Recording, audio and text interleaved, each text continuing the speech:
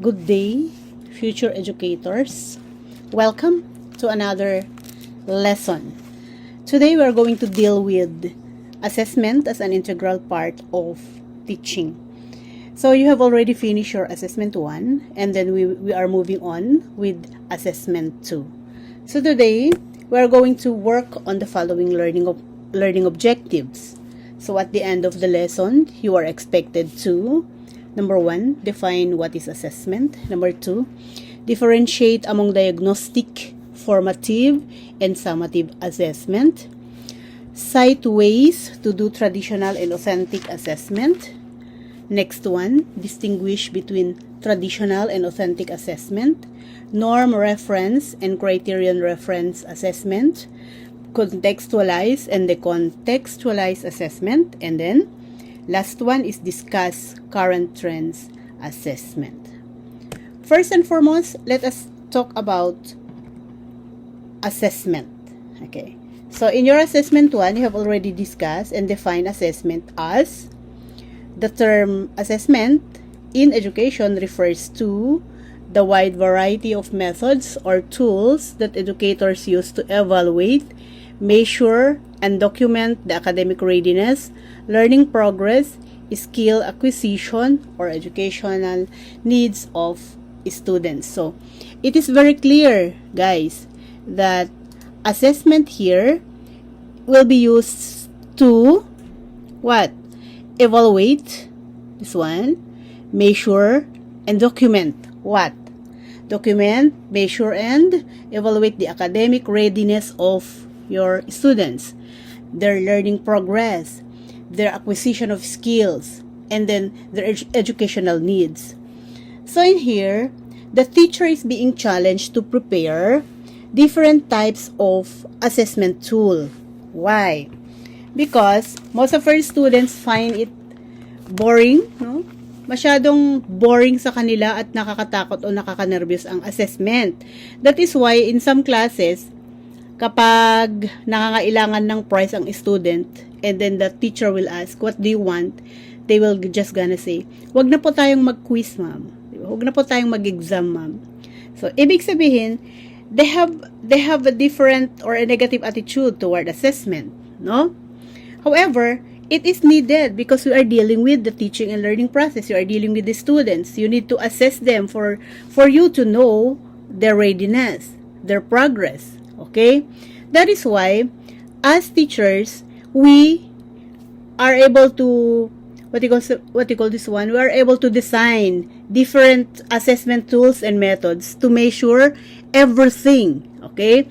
From the basic to the most complex. And that is our job. This is the job of a teacher. Diagnostic assessment. You have been talking about diagnostic assessment in your assessment 1. It is a pre-instruction assessment. It is meant to determine learners' misconceptions to guide the teacher on how to go about instruction. So, when are you going to conduct this diagnostic assessment? Since it is pre-instruction, it is done through a pre-test. Okay.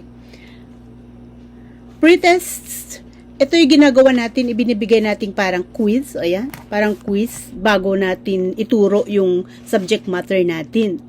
With the purpose of determining the learner's misconceptions on the topics that you're going to teach them. Okay. It is to establish a baseline against which educators measures learning progress over the duration of the program. Okay. And it is to determine the general academic readiness on the course or on the topic. So, you're going to, bibigyan mo sila ng activity. Okay? Bibigyan mo sila ng activity para sa ganun ay makita mo kung gaano sila kahanda doon sa susunod mong ipapagawa or sa susunod mong tatalakayin sa klase.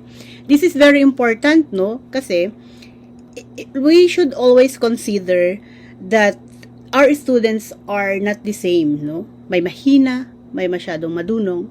So, this will help you determine kung madidetermine din natin dito kung sino yung medyo hindi handang estudyante at sino yung handang estudyante. Madidetermine dito kung saang parte sila mahina at saang parte na sila may dating alam. So, anong gagawin natin ngayon pag nalaman natin? Mag-i-improve tayo ngayon or gagawan natin ito ng paraan throughout the lesson na kapag itinuro na natin yung naihanda nating lesson for the day. So, here comes now the formative assessment. So, if the diagnostic assessment is done before the lesson, then formative assessment is done during instruction. Okay? It is a sort of temperature check during instruction or during what we call the formation process. To find out if students can follow the lesson. Nakakasunod ba yung estudyante mo? Sa habang nagtuturo ka. O baka naman napag-iwanan pa rin sila samantalang yung iba ay nakakasunod na. Diba? So, it is very clear that formative assessment take place during the instruction in order for you to determine whether everyone is following the lesson or not. In formative assessment, teachers monitor what? Students learning to get ongoing feedback to improve their teaching and for students to improve their learning. So, it is very important to the students as well as the teacher for the student to improve the teaching and for the teachers to improve the teaching and for the students to improve their learning. So, in formative assessment, students are helped to identify their strengths and weaknesses. Okay? It is very important for the teacher to do it because if you do not know your students' strengths and weaknesses, then at the end of the day, hindi mo ma-achieve yung objective mo, no? Hindi mo ma-achieve yung objective mo. So, based on the results of the formative assessment, teachers adjust to instruction to ensure that students learn the basic knowledge and skills to attain the intended learning outcomes. This is what I'm telling you a while back. If you do not do this, or you just give importance to the fact that you finish the lesson for the day, you finish the lesson prepared for the day, then maybe the learning outcomes will not be achieved. Why? Not everyone have followed your lesson. Not everyone really learned. Ibig sabihin dito, may napag-iiwanan. So, formative assessment is referred to as assessment for learning because it is meant to ensure that learning takes place. It is done while doing the instruction. Okay. And then, next one, we have the summative assessment. It is an assessment at the end of the instruction. So, a while back, diagnostic assessment is done pre or before. We have the formative assessment. It is done while doing the instruction. And here comes summative assessment that is being conducted after, okay, or at the end of the instruction. And it is the basis for grading. Most of the time, okay, it is done through paper and pencil tests and non-paper and pencil tests. So, it depends upon the teacher if what type of summative assessment is going to give to the students. Maybe it is a paper or pencil test or a non-paper and pencil test. We are going to talk about these two kinds of tests later on, no?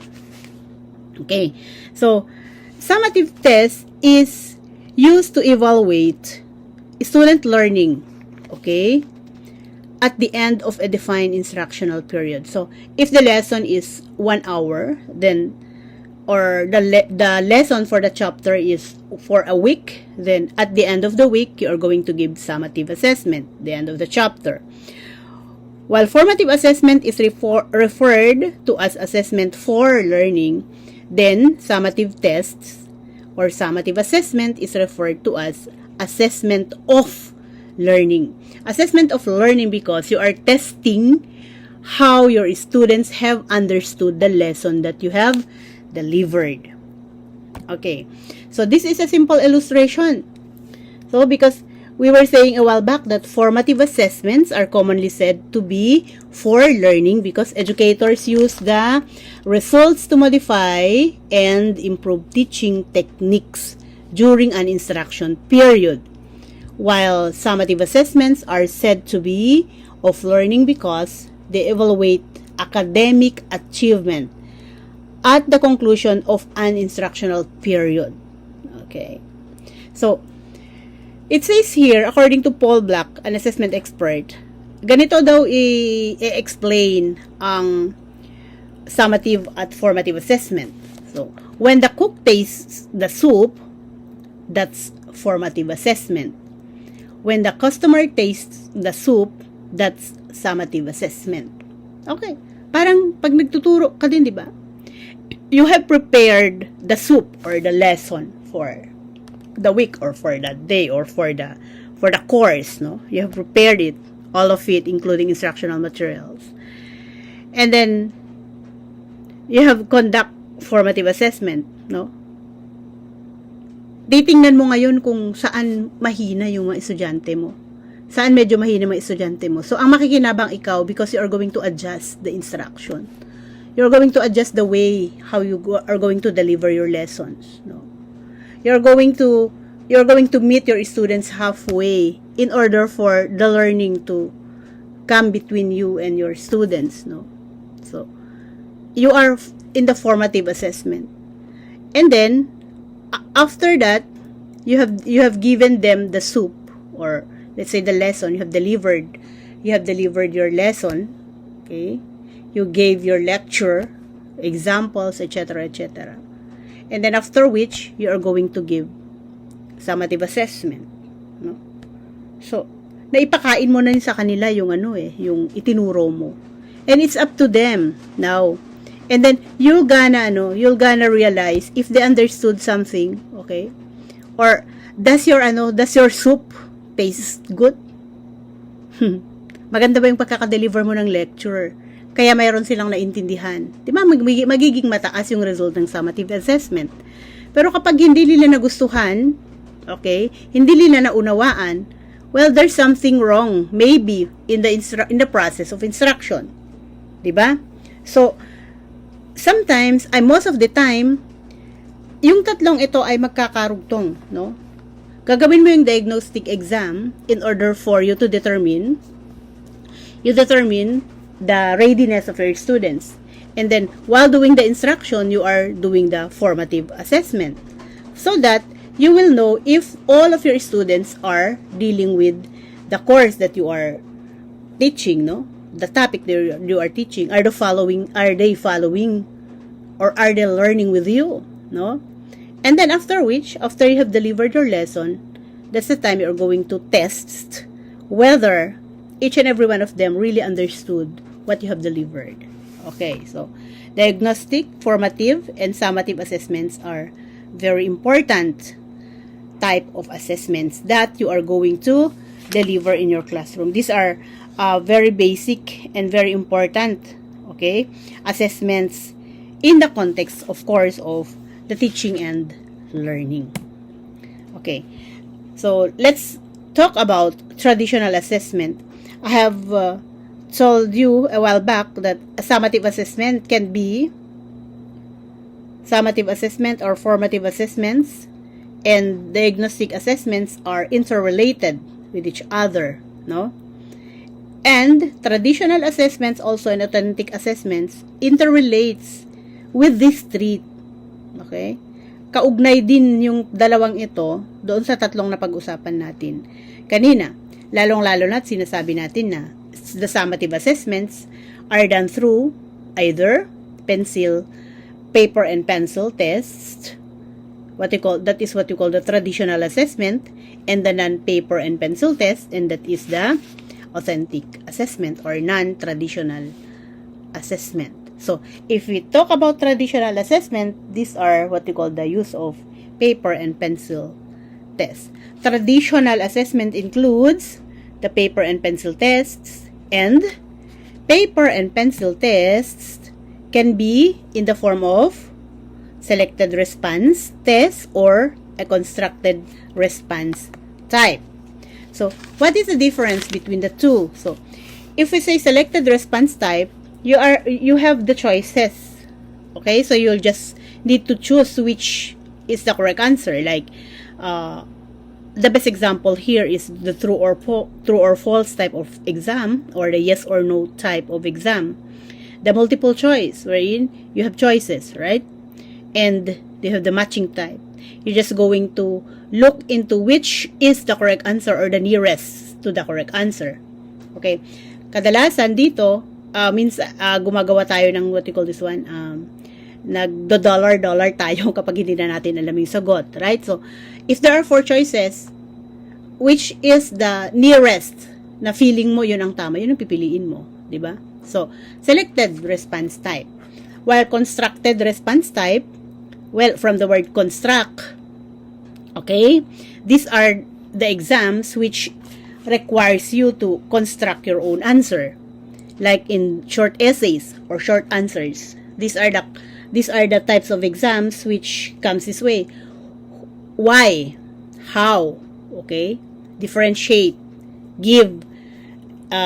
Enumerate and explain. Okay? So, short answers. We have essays.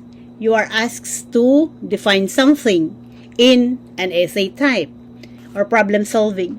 So, in here, you have no choices from which you can choose the correct answer. And in here, there are no specific correct answer. No? Unlike in the selected response type, there is a specific answer in each item. So, if it is true or false, then if it is items 1 to 10, you are sure that you will get 10 points if you get a perfect score from items 1 to 10. Wherein, in the short essays, in the short answers, no, then if the teacher's gonna check this, maybe she is going to prepare some rubrics as basis in checking this, no. I don't know, baka nga minsan pag essay yan, nagsadami ng estudyante. Well, hindi naman lahat. Baka ang babasahin lang is yung simula tapos yung ending, no. Pahapyaw na lang sa body. Well, it happens. It's sad, but it happens. Okay? My point here is, selected response type has a specific answer. Constructed response type is, there is no specific answer because you have different opinions. No?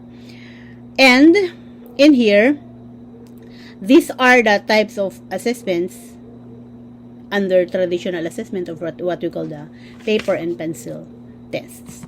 Now, let's talk about non-traditional or the authentic assessment.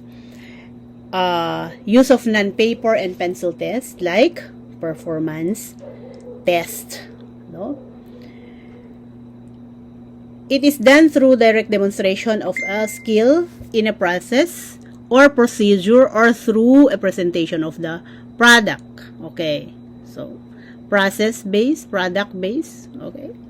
So, the term authentic assessment was coined actually by Grant Wiggins in 1993, a leading proponent of reform in testing. So, assessment is termed authentic because students' knowledge and skills are assessed in a context that approximates the real world or the real life. Okay? As closely as possible. Yung pinakamalapit na kaya nating ilapit yung sarili natin sa katotohanang mundo, no? So, this assessment requires students' performance, okay, that models realistic encounters, example, drama, okay, dance, no? Authentic assessment is also known as non-traditional assessment, or we can call it alternative assessment. It is referred, of course, to as alternative assessment because it offers students more choices than the paper and pencil test, like the multiple choice or the essay. So, the word alternative implies that there are other types of assessment that we can give the students and not just the paper and pencil tests. No? So, this allow students the authentic or non-traditional or the alternative assessment will allow students to perform and display their skills being learned, the mastery of the process or the procedure that they have learned. Example, in science, they're going to perform it during an experiment, no? So the theories that they have learned is being put into practice. That is what we call authentic assessment, no? So they are given the chance to display what they have learned, the mastery, okay, on the process or the procedure through authentic assessment that comes out with a concrete output, no? So some examples of performance, okay, students is able to dance tango, if it's PE, no? They can dribble the ball, send an email. Reporting is also type of authentic assessment, okay. So authentic assessment can be done also by assessing the product of students' learning, okay. Example, writing of a script, no, spoken poetry, and the likes, okay. So non-traditional or authentic assessment is given to students in order for them to what you call display their skills, okay? Skills of what they've learned, maybe their talent that is within them, and this is also very important type of assessment, ano? So hindi lang nakakulong dapat ang isang teacher sa araw-araw na lang nagbibigay ka ng 1 to 10 na quiz na multiple choice, or like nagbibigay na lang ng essay na everyday, okay, they are going to write 3,000 words each week, okay. So students will get bored, and then sometimes it is a reason why students will not like assessment anymore. Ayaw na nila yung assessment, natatakot na sila. So that, katulad ng sinabi ko kanina sa introduction, if given a chance, they are going to request the teacher that if they did something good and they are going to bargain with the teacher, they are going to request simply, wala na po sanang exam. Why? Wala na sanang assessment. Define it boring sometimes, or it's sometimes masyado na masakit sa utak. It's because these are all paper and pencil test. Why don't we try to put an authentic assessment in it, so that it will balance their knowledge, okay, yung kakayahan ng utak nila sa kakayahan ng katawan nila, yung gumalaw yung katawan nila, no? And that is far better, I guess, no? Okay. Let's talk now about norm, reference, and then criterion reference assessment. So, if we say norm reference assessment, it compares performance of learners with the performance of the other learners. So, you have the comparison, but the comparison that you are making here is the performance of the learners with the performance of the others, no? Example, you have divided the class into 2 groups, no? So you ask them to perform something like maybe a dance or a drama, and then at the end of the lesson, at the end of the performance, in the critiquing, you are going to compare their performance, no? You're going to compare their performance. That's what you call norm reference assessments. So most of the time, we compare students' performance with the performance of other students, or what you call the norm group. Lalong-lalo na kapag meron na tayong merong isang pinakamahusay, halimbawa sa spoken poetry, inuna mo siya, sasabihin mo lagi, 'di ba? Lagi-lagi nating sinasabi na, "Oh, you set the standard." Okay, 'di ba? So, here comes the students, the next performers, they're going to try to beat the other student, because kumbaga parang siya na yung ginawa mo ngayong the norm. Okay? Ito na ngayon yung magiging batayan ng mga susunod pang magpe-perform, no? So, another example is comparing the performance of a group, halimbawa, in reading performance to the other group, no? Okay, so that's non-norm reference assessment. While the criterion reference assessment is compares learner performance to the established criteria or standards of success. In here, in criterion reference assessment, we compare a student performance against the criterion of success, which is a predetermined standard. So, with criterion reference test, each student perform is compared directly to the standard. Okay. Criterion reference assessment often use the cut score. So, meron, halimbawa, nag-prepare ka ng rubric. So, in this certain criteria, the highest is 10, no? So, meron kang pinaglalagyan doon sa nagpe-perform. Okay? So, a concrete example in this is the teacher's intended learning outcome is to spell the last 18 out of the 20 words correctly. So you are going to ask the students to spell 18 words. Okay? At least 18 words out of 20 words correctly. Then here comes student A. Sabihin natin ang pangalan niya Bell. So, Bell is able to spell 20 words correctly, while another students have spelled 18 and another is 10. So, it is obvious, of course, that students A and B were able to, what? Realize or pass the standard that you have, ibinigay mo, the standard you have set. Because, earlier on, you've said that they have to spell at least 18 words out of the 23. And the first two students have spelled 20 and 18 words. Okay? So, that is what we call criterion reference assessments. Now, let's talk about contextualized and the contextualized assessment. These are two important assessments too. No? So, what is contextualized assessment? It focuses on students' application of knowledge, skills, and values in a context of work related to specialization. So, if you say contextualized assessment, the focus is on the students' construction of functioning knowledge. So, it is the students' performance in the application of their knowledge and skills in the real work context of the discipline area.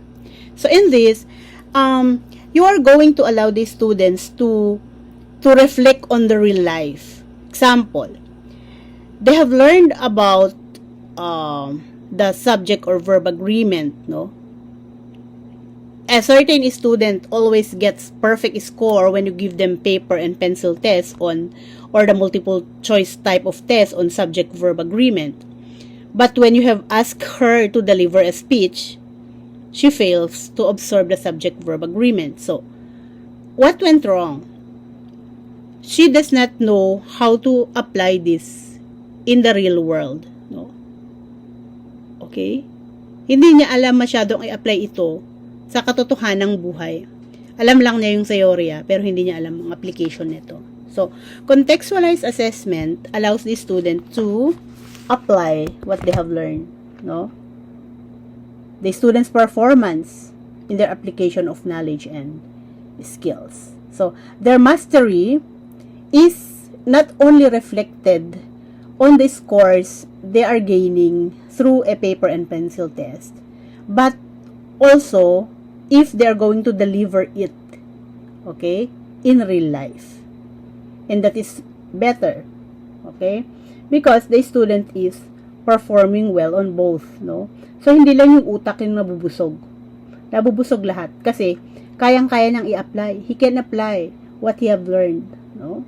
So, during this pandemic, sometimes sinasabi natin na paano na yung mga graduate natin. The biology students, no? They know the theory. They can define, they can explain, no, the laboratory rules. They can identify each part of the microscope and everything. They can highly explain it. The knowledge is, let's say, 90% or 99 to 99%. They know everything. But then when you are going to put them in an actual laboratory, then they do not know what to do. Why? because the instruction was very limited, no? So, since they are staying at home and the class is online or it's modular, they were not given a chance to do the actual lesson. Okay? So, it ended with knowing the theories. Okay? So, contextualized assessment, I said, it focuses on the students not only with the development, no, of their own knowledge, no, sharpening of the knowledge, but also it's the application of the knowledge and skills and values, no, in the actual field or in the real life. Okay, so that is contextualized assessment. If we say the contextualized assessment, then it focuses on the students' knowledge and skills which are not necessarily connected to the work context. So, the contextualized assessment includes written exams which are suitable for addressing declarative knowledge and do not necessarily have the direct connection to the real-life context. That's according to Biggs in 2011. So, it focuses on the declarative knowledge, no, or the procedural knowledge in the artificial situation. So, the students is being detached from the real work context. No? However, with the situation now, I guess, very limited na lang, no? Very limited na lang yung contextualization. So, kadalasan, the contextualization na lang nangyayari. No? So, there's no choice but what do you call this one? There's no choice but to work harder, especially if you are one of the students who will be the product of the new normal. Because one challenge upon graduation is yung kakayahan ninyo na isagawa yung mga natutunan nyo sa module, natutunan nyo sa online class in the actual field, in the laboratory, in the classroom, especially you, future teachers. Okay, so you are not given a chance to work in an actual classroom. So maybe the first question that they're going to ask you is, or you're asking yourself is, how am I going to act when I will be in an actual classroom? When in fact, I have no experience during my practice teaching. So let us pray harder that this pandemic will end so that at the end of next year, you are be going to experience the actual classroom. Okay? The actual classroom. Okay. So, both contextualized and decontextualized learning and assessment have their role in evaluating learning outcomes. No? So, both these two types of assessment are equally important. So, it is important for you to assess the knowledge, and it is important also to assess the skill of your students. So, these are both important. So, a common mistake, okay, is to assess only the lead declarative knowledge, not the functional knowledge that emerges from it. So, lagi-laging pagkakamali na ina-assess lang natin kung gaano naaalala ng mga estudyante natin yung itinuro natin. Okay? Hindi na natin masyadong pinagtutuunan ng pansin yung paano nila isasagawa yung natutunan nila. Okay? And that is sabi nga dito, according to Biggs, that is a very common mistake. Let us not do it, no? So, in a classroom, we do both, no? The contextualized and the decontextualized assessment. Okay, I trust you guys. Now, when can we say that assessment is of high quality? Kailan natin nasasabi na high quality ang assessment, no? Na isinasagawa natin sa ating mga mag-aaral. Okay, so we have listed here at least 4 qualities of an assessment, no? So number 1, It is in accordance with the contemporary view of active learning and motivations. According to Santra in 2009, this means that learners discover and construct meaning, set, plan, and work to realize their goals, associate and link new information while existing knowledge in meaningful ways, think critically and creatively, develop self-monitoring skills, have positive expectations for learning and confidence in their skills, are enthusiastically and internally motivated to learn, apply what they learned to the real-world situations, and communicate effectively. So, the message is very clear that in order for that assessment to be called high quality, we have to give them the assessment that involves the learners themselves, no? We have to involve them clearly. Let's give them the chance to set their goals, to monitor their own learning and building their own self-confidence. Because the learners are intrinsically motivated to learn, no? So, high-quality assessment are not just a meaningless reproduction of knowledge or what you call this one, the linking of information to other information. No? So, hindi lang ganun kababaw dapat yung high-quality assessments na sinasabi natin. So, a high-quality assessment involves the learner in discovering and constructing meaning. They set, they plan, they work, they realize their goals, they associate information to other information or especially the new information to other existing knowledge, okay, in their meaningful ways, in their own ways. They think critically, no, and creatively. They develop their self-monitoring skills, they develop their own confidence, okay, and they are motivated to learn.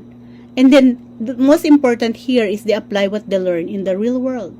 So, if you remember your lesson in facilitating learning, lagi kong sinasabi doon na you should facilitate the learning. Okay? I-facilitate natin yung pag-aaral. Okay? Hindi yung tayo, lahat yung nagbibigay. So, we allow the learners to learn by their own. No? Okay. Ganon din yun. Sa pag binibigyan natin sila ng assessment, we should give them the freedom to show the totality, okay, their knowledge at the same time their skills. So in here it says here that in order for an assessment to be called high quality, these assessments should be contextualized and not decontextualized. If you say contextualized, inulit ko kanina, it involves showing your skills, no? It involves application of knowledge and skills in the real world situation. And if that is the type of assessment that you have prepared for your students, then you are preparing a high quality assessment. Okay, next one, an assessment of high quality is valid. When can we say that an assessment is valid? Okay? It assesses the what is supposed to and intended to be assessed. So, a teacher must be true to the what you call this one, the objectives. Okay, because when you are preparing a lesson, you have to prepare clear objectives, no? And it becomes valid kapag na-attain natin yung mga objectives na inilagay natin, no? So, like, example, sa amin, sa kolehiyo, we have what you call the program outcomes and the course outcomes. So, if you are preparing the course syllabus, the program outcomes, like example in the BSF department, we see to it that the course outcome will at least, what you call this one, will be aligned with the program outcomes. Okay? Hindi pwedeng nawawala yung ginagawa mong objectives. And then at the end of the semester, we look into it and we look closely to it if these course outcomes were realized. No? If these are realized, then these are valid, no? In preparing some assessments, we have to look into the objectives.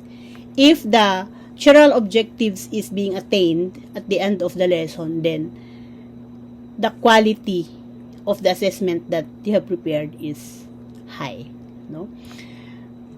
Hindi naman kasi pwedeng mag-prepare tayo ng assessment na malayo doon sa pinag-aralan or malayo doon sa objective mismo. We have to consider that the objectives that we made or we drafted is our guiding light towards the end of the lesson, towards the realization of the lesson. And what more is the criteria for that realization is if not the high scores or the good performance of each student after the lesson, 'di ba? Okay, so assessment is of high quality when it is valid. And it is valid if it assesses what is supposed to be assessed, no? Hindi malayo doon sa objective mo, yung dapat mong ina-assess doon sa klase mo. Okay. Another one, assessment of high quality is reliable. When can we say that an assessment is reliable? So, assessment is reliable when the test produces consistent scores. How? Example, if you give a test in a certain topic in Filipino, that's example, no? And then find out that half of the class have high scores and half have somewhat low scores, and then ipapaulit mo yung exam and then the same result, no? The first half got the high scores and then the second half got the low scores. So the same yung result nung assessment mo, pinaulit mo. So ibig sabihin, the assessment that you have prepared is reliable. So if the opposite happens, like you gave it a first try, na mataas ang nakuha niya, and then nung second, the same naman, ang baba na nakuha niya, baka may mali along the way, you know. So if the opposite happens, such that those who scored high in the first take got low scores in the retest or the second test, and that those who got low in the first take got a high score in the retake, then the assessment is not reliable, no? So the problem will always go down to the teacher, no, on how we are preparing the lesson, including the assessment tools, no, that we are intended to give the students. Okay, do we intend to give the students, I mean. Okay, and then the last one, assessment of high quality is fair. Ito na yung fairness na sinasabi natin. How fair is fair, no?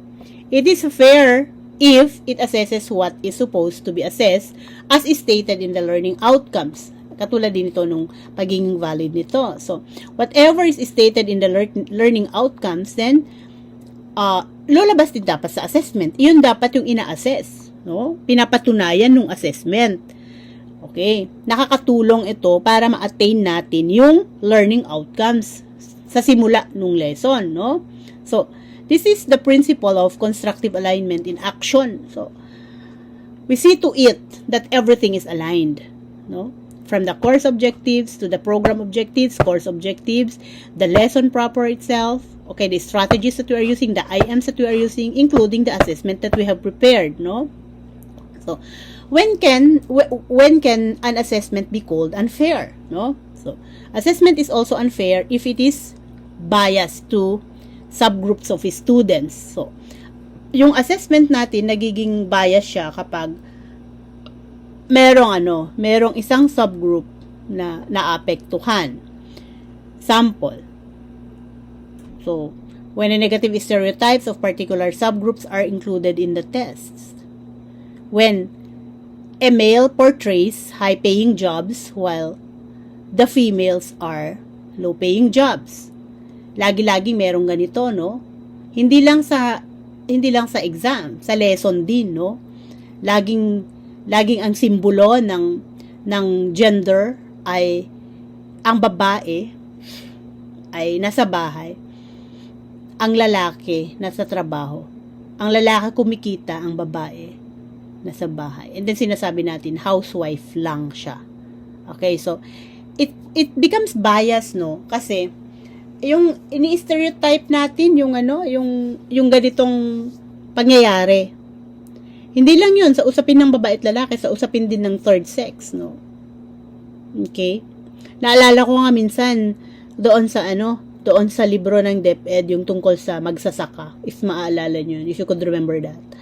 The way that they have illustrated the magsasaka, that is very biased, no?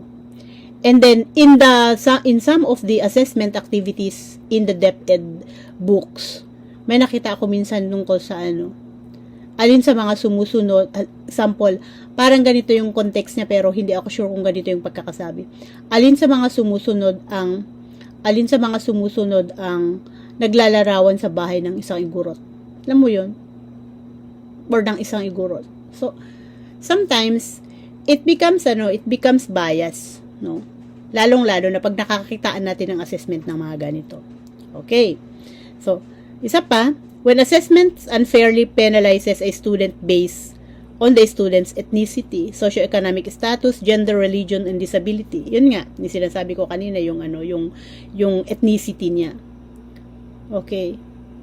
Lagit-lagi na lang na kapag igorot daw, maling-mali yung pagkakadescribe sa kanya, wala namang correct answer doon sa choices kasi hindi naman ganun ang description ng isang igorot or isang ifugao, di ba?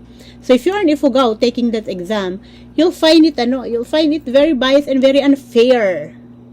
Okay, so we as educators, you as future teachers, and we as teachers, we have to be very careful in preparing assessment activities that it will not affect or disregard, okay, or degrade the honor, no, okay, or the pride of our brothers and sisters who belong to a certain ethnic group, or the socioeconomic status, katulad yung sinabi ko kanina, the way they have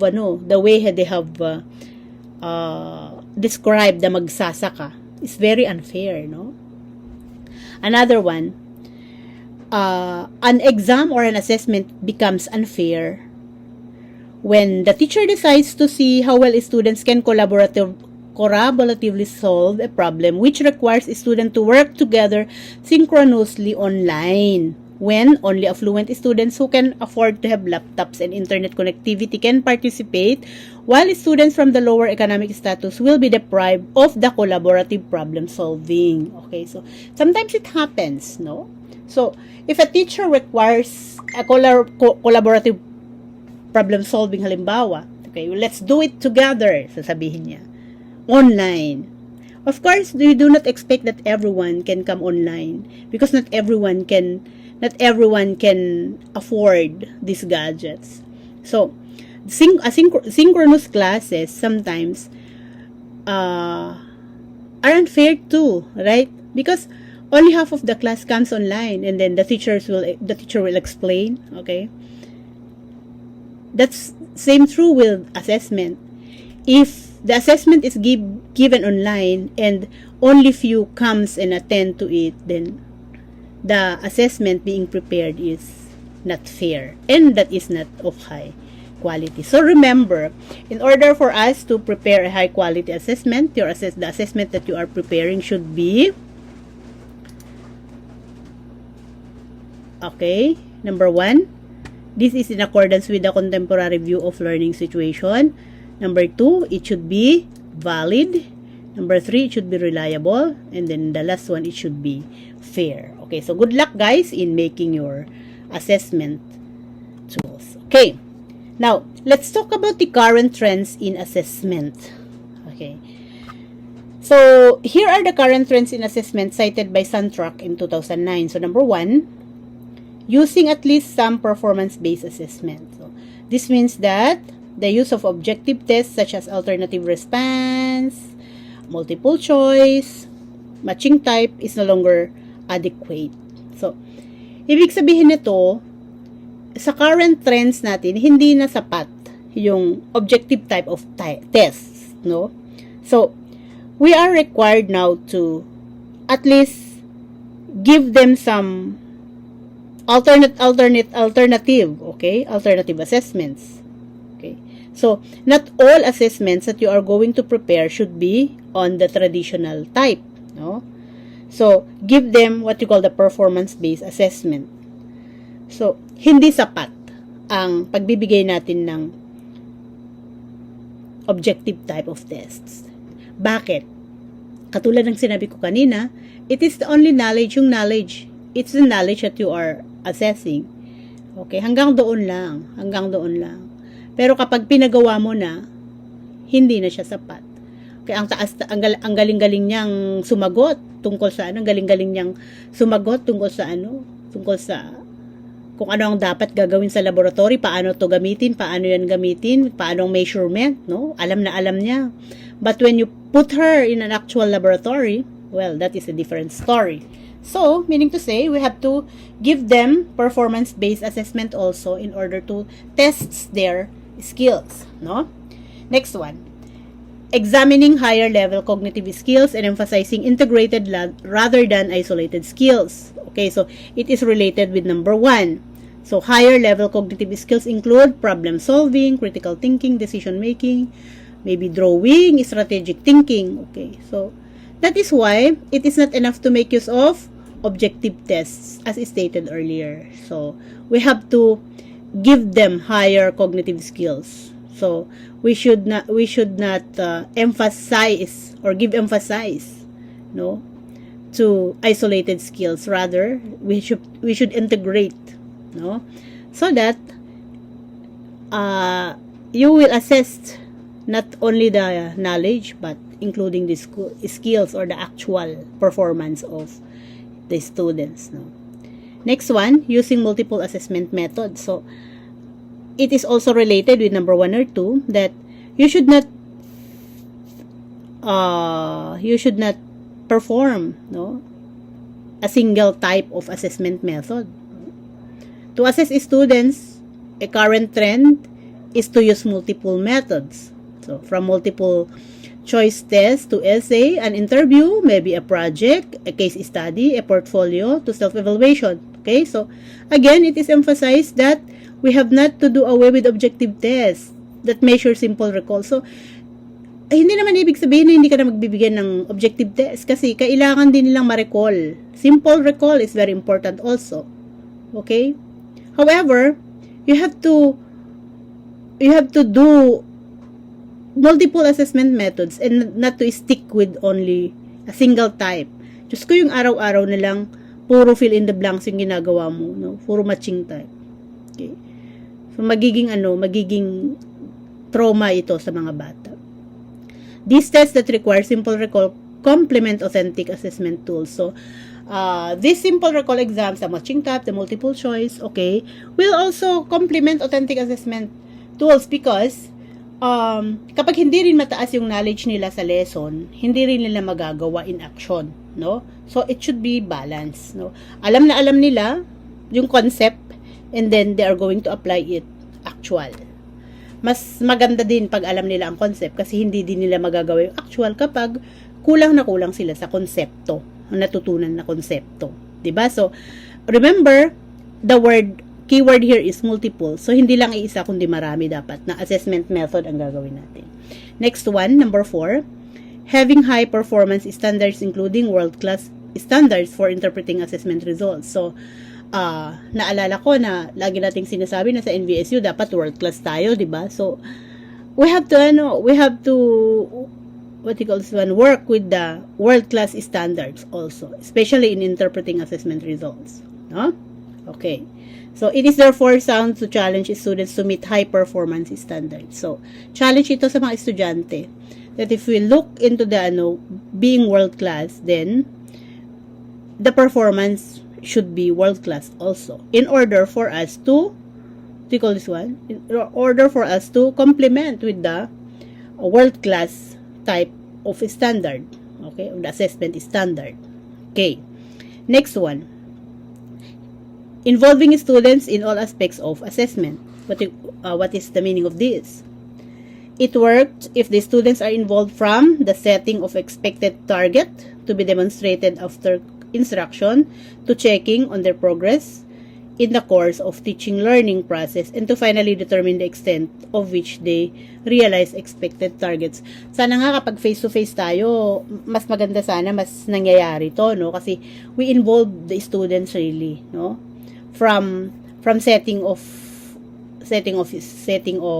expected targets, okay, into making the rubrics, no, to be used in grading the authentic assessments, okay, checking of their progress, no. So nangyayari sana to kapag kapag face to face tayo, kasi ngayon na online, madala nga, minsan nga hindi mo nakakausap, hindi mo kilala estudyante mo hanggang sa dulo ng semester, di ba?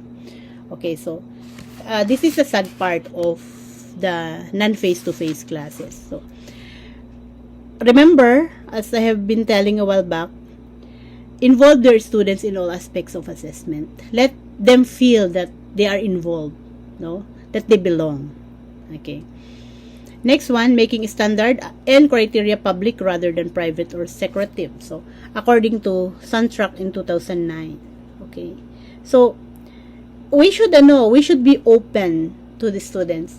Example, if you require them an authentic or non-traditional assessment, example is spoken poetry, you have to be very open with the rubrics that you're gonna use, no? Discuss to them what is important of discussing the rubric so that they will know how to execute it better, no? Kasi sasabihin mo, content pala ang pinakamataas, so kailangan ko tong galingan. Ay, mataas din pala ang punto ng pagiging masining. So, I really have to work harder sa pagiging masining ko as a performer. See? So, discussing the rubric with them openly will motivate them to work harder. Rather than, bigla na lang nandyan yung result. So, sabihin nila, okay naman yung ginawa ko, mahusay naman, bakit yun na score ko? And then, malaman-laman pala nila, wala kang rubrics ko. Wala kang di-discuss kasi wala kang rubrics. Diba? Okay, so, that is not a good example. So, we have to be very open to criteria, especially to our students, before doing especially authentic assessments, no? And the last one is using computers as part of assessment. Of course, current trends, we are now highly technical. Masyado na tayong nawibili sa computers, and the computers, of course, as part of assessment, will make our work better and lighter and faster. So, there is no question about it. So, be sure that we will equip also ourselves with how to use computers, no? So, with computers, a bank of questions can be created, which makes it possible for each student to be presented with different questions but are of equivalent standard. With computerized marking, immediate feedback can be given to students also, like what we are doing in the MS Teams. So, recording of assessment result in their statistical analysis are likewise facilitated with computers. So, the computers will really make the work faster, okay, and easier. So, as a current trends in assessment, we have to use computers as part of assessment. So, all in all, today, we have learned about the assessment, the kinds of or the types of assessments, the types of assessment in the context of the teaching and learning. We have the diagnostic, the formative, the summative test. We have talked about the traditional assessment and the authentic assessment, the non-criterion and the norm criterion and the criterion reference assessments. We also talked about contextualized and the contextualized assessment. And then we have discussed about the establishing high quality assessment. And the last one, we have talked about current trends in assessment. So, I hope that you are ready to tackle the next chapters of the lesson, which will start next meeting. That would be next week. So, remember, I have uploaded in your MS Teams the activities that you are going to perform, no? So, the deadline is nearing, so you have to perform well. So with regards to choosing your group mates, I'm expecting everyone to submit the name of your group mates until tomorrow, okay, so that I'll be able to organize also, okay, and then we will have our draw lots on who will deliver the group report first. Okay, so that's it for today. Thank you so much. For inquiries, questions, clarifications, we have here the official FB account. You know it already, Classroom, Astrid's Classroom. Instagram account, you can also message me there. In my Twitter account, or of course you have to watch in the YouTube channel because the lessons will be uploaded there. Thank you so much, guys. Relax. Sa klaseng ito, lahat ay matututo kahit magkakalayo. Thank you so much. Bye. Take care.